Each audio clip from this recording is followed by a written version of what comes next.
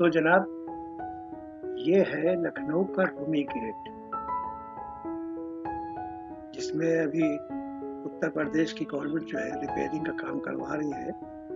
तो अभी बीच का रोड जो है जिसमें ट्रैफिक चलता था वो अभी बंद कर दिया गया है, क्योंकि उसकी रिपेयरिंग का काम चल रहा है। साइड से सारा ट्रैफिक जा रहा है। ये खूबसूरत गेट नवाब आसिफउद्दौला ने सन 1784 में बनवाया था, जब बहुत बड़ा अकाल पड़ा था, जब भूल भुलैया और बड़ा बड़ा बन रहा था लोगों को रोजगार देने के लिए, और दिन भर बनता था, रातों गिरा दिया जाता था। उस जमाने में एक कहावत मशहूर थी कि जिसको न दे मौला उसको दे आसिफउद्दौला।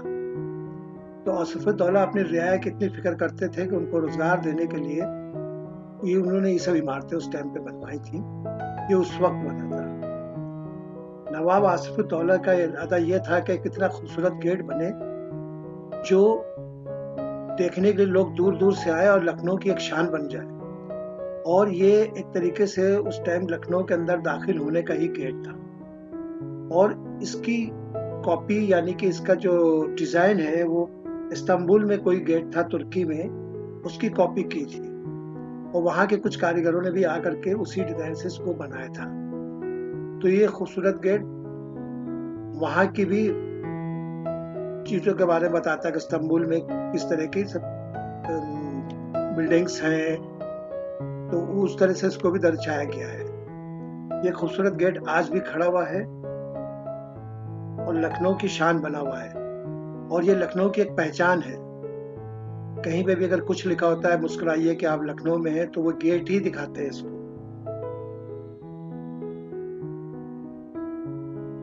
अभी तो ये बिल्कुल शहर के किनारे चला गया, शहर तो बहुत दूर तक के बस गया है। नया शहर गोमती नगर और कहां कहां तक पहुंच गया है।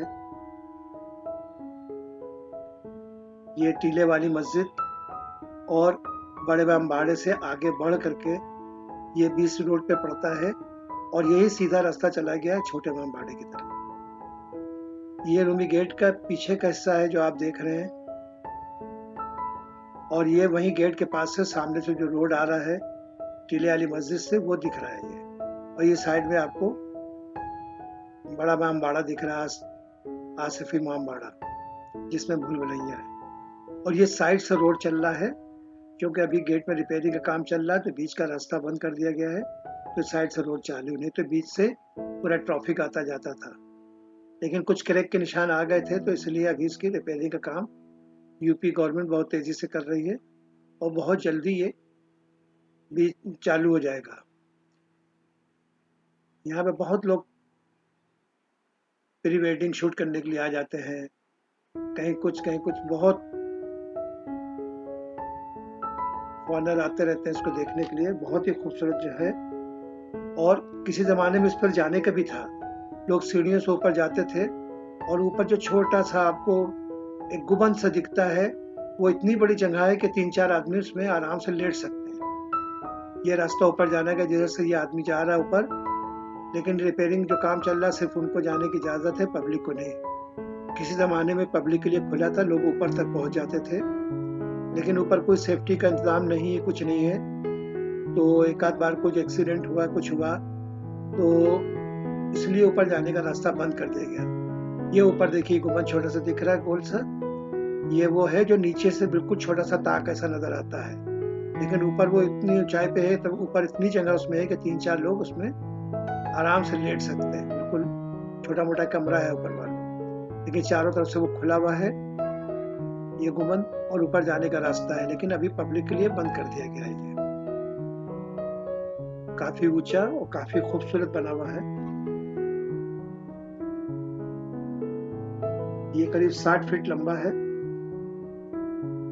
और कभी कभी ये तुर्की गेट भी कहलाता था, मगर अब ये रूमी गेट कहलाता है।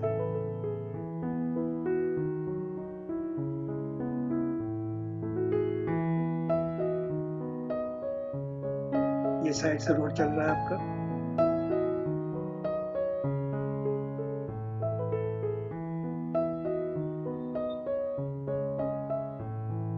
और ये सामने सतखंडा। ये 7 खंडा जो है, ये दुनिया का 8वां अजूबा बनाने के लिए एक मिनट। यह है सात खंडा, जो घंटा घर के पास है, यानी हुसैनाबाद क्लॉक टावर जो बना है उसके पास बना हुआ है। इसकी भी एक अजीब कहानी है।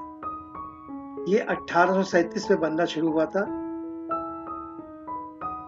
जो शहर की सबसे ऊंची इमारत बनाई जा रही थी, और नवाब साहब का ये